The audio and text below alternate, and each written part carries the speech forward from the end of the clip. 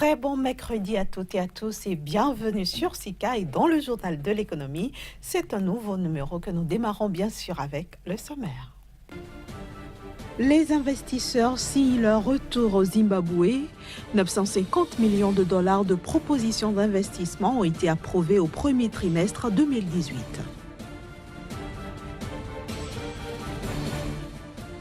La Côte d'Ivoire entend booster son tourisme. Le pays lorgne la 5e place des meilleures destinations africaines.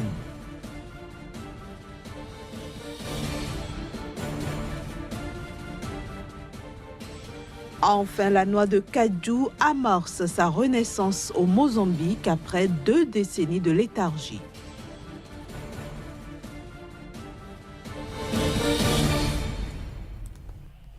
Au premier trimestre 2018, 950 millions de dollars de propositions d'investissement ont été approuvées au Zimbabwe. Il s'agit des premières retombées de l'offensive de charme menée depuis fin 2017 par les nouvelles autorités du pays. Les propositions validées dépassent de loin les 150 millions de dollars récoltés au cours de la même période en 2017.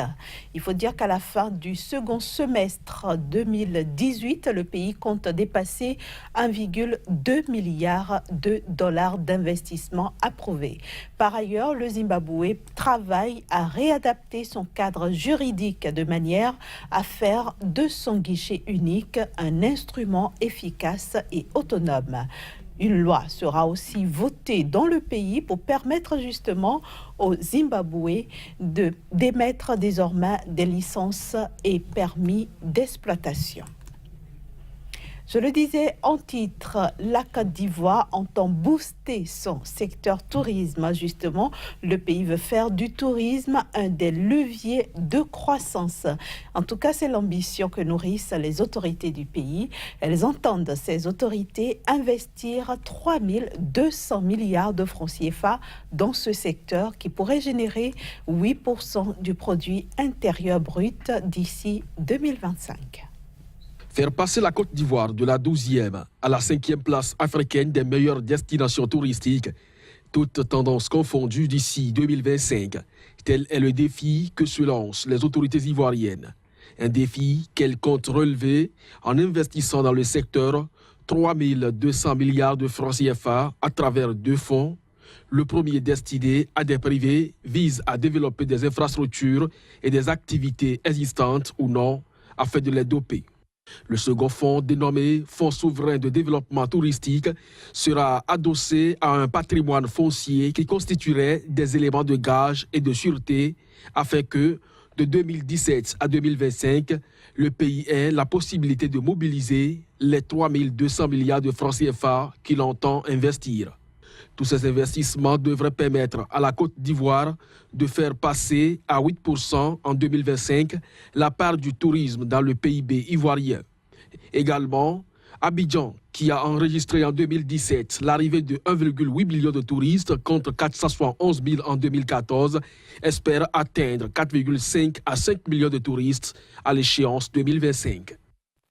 L'Algérie s'attend cette année à une abondante récolte céréalière. Selon l'Office algérien interprofessionnel des céréales, cette perspective favorable tient principalement aux précipitations abondantes qui sont tombées dans l'Est, l'Ouest et le centre du pays. Ainsi, l'Algérie prévoit de couvrir 90% de ses besoins en blé dur et la totalité de la consommation d'orge d'ici 2020. Il faut ajouter qu'en 2017, le pays a produit 3,5 millions de tonnes de céréales et a injecté 2,7 milliards de dollars dans les importations. La céréaliculture se pratique en Algérie sur une superficie de 3,5 millions d'hectares. Direction maintenant le Mozambique. Le Mozambique où le gouvernement travaille à redresser le secteur de la noix de cajou. Ce gouvernement compte désormais reprendre sa place parmi les principaux producteurs mondiaux. Décossé, décortiqué, c'est la fin de la saison de la noix de cajou dans le nord du Mozambique. Et cette usine de transformation tourne à plein régime. Son propriétaire, un entrepreneur portugais, l'a ouverte il y a 10 ans. O futuro da indústria para já parece ser promissor, porque está a haver uma demanda para a amêndoa, está a haver demanda para a amêndoa de caju. Nós estamos a conseguir vender tudo, estamos a expandir o nosso negócio, parece ser promissor e continua a haver mercado. Dans les années 70, le Mozambique était le premier producteur mondial de noix de cajou. Mais une longue guerre civile et plusieurs catastrophes naturelles ont mis la filière à terre. L'autre responsable, la Banque mondiale. En 1995, l'institution financière a exigé un plan d'austérité synonyme d'arrêt des subventions au secteur.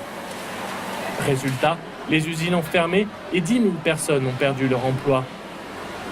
Para o nosso caso, não correu bem. Aconteceu que a indústria, portanto, derrapou. Tivemos colapso da indústria, mas neste momento temos uma situação revertida em que sim, temos que permitir que haja uma liberalização, mas é preciso que haja controle também da indústria. Depuis, le gouvernement de Maputo est parvenu à redresser le secteur. En 2017, la production a battu son record des 30 dernières années. Ces plants, cultivés à l'Institut national de promotion du cajou, sont distribués gratuitement à des petits producteurs comme Armando. Il vient tout juste d'ajouter 500 pieds supplémentaires à sa plantation. Está suficiente porque não é igual antigamente como vínhamos, que estava no 30, 25 quilos, agora que está a subir para 70, pouco suficiente. Grâce à sa production, Armando a gagné en 2017 près de 3 fois le salaire minimum d'un agriculteur au Mozambique. De quoi se payer une moto et financer l'école de ses enfants. Dernière destination de ce journal de l'économie, le Tchad, et c'est avec notre chroniqueur Casimir Pidjor que nous retrouvons juste après une petite pause. Bonjour et bienvenue à vous, Casimir. Bonjour Inès. Aujourd'hui, vous nous emmenez donc au Tchad pour nous intéresser au secteur des hydrocarbures. C'est bien ça Inès, il faut dire que le secteur des hydrocarbures a des difficultés par ce temps. On reproche au secteur la mauvaise gestion et aussi certaines actions qui ne favorisent pas le développement du secteur. Il n'y a qu'en ce moment à N'Djamena et aussi dans les grandes villes donc, du Tchad, il y a des stations-service qui ne disposent donc pas des produits pétroliers, notamment l'essence, et ceci fâche beaucoup les transporteurs, la population et tout le peuple donc tchadien, et donc beaucoup de grises mines par ici. Le gouvernement a donc trouvé la solution, enfin, à essayer donc d'investir un peu plus dans la sécurité au niveau des hydrocarbures, et c'est le sujet qui nous intéresse ce matin. Justement, le gouvernement tchadien vient de motiver la société des hydrocarbures avec un montant de 13 milliards de francs CFA. C'est bien ça Inès, il faut dire que le gouvernement tchadien a donc trouvé la cagnotte financière de 13 milliards de francs CFA pour construire donc un dépôt pouvant permettre désormais au pays de pouvoir stocker le pétrole, l'essence, le gazole et bien d'autres produits issus donc de la raffinerie. Ceci permettra donc au Tchad de pouvoir assurer la sécurité des hydrocarbures pour une durée donc de 2 ans. Au total, vous l'avez dit, 13 milliards de francs CFA ont été donc déboursés pour permettre donc cette infrastructure-là. Et il faut dire, c'est à 35 km de N'Djamena, la preuve que en 1 heure, 2 heures de temps, les villes comme N'Djamena pourront donc être desservies au cas où les raffineries donc arrivaient donc à montrer leurs insuffisances, a précisé un communiqué du gouvernement. Au-delà donc de cet investissement, il faut déjà dire que c'est un début de solution à la crise que j'annonçais tantôt au niveau donc des grandes villes du pays, et aussi c'est des emplois forcément que l'État est en train de créer, et à tout ceci s'ajoute donc l'envie du gouvernement de véritablement investir dans les secteurs tels que l'hydrocarbure et faire face donc à la question donc d'austérité au niveau donc du pays. Alors, est-ce que ce financement était vraiment nécessaire? Est-il opportun d'injecter 13 milliards de francs CFA dans un tel projet? C'est pas opportun. Enfin, pour le dire ainsi, dans un pays où la population vit difficilement, des mesures d'austérité ont été donc recommandées par le Fonds monétaire international et les institutions de Bretton Woods en vue donc de véritablement redresser l'économie de ce pays.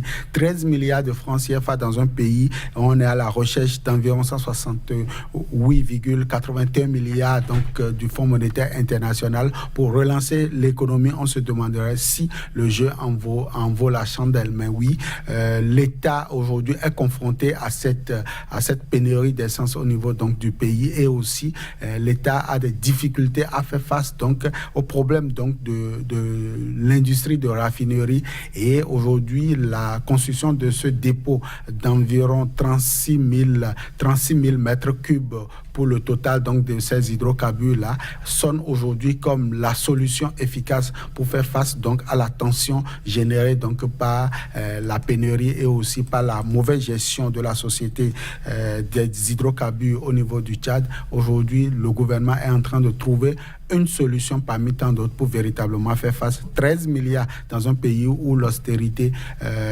dicte sa loi, ce n'est forcément pas important, mais que voulez-vous, lorsque les investissements doivent passer par ces montants-là, il va falloir parfois que les gouvernements fassent donc le choix d'aller vers donc, ces montants faramineux pour véritablement asseoir une politique d'apaisement de la tension sociale. Parlant de choix, Casimir Pédian, on sait que Washington a demandé à N'Djamena de réduire la masse salariale et aussi de revoir sa politique d'endettement.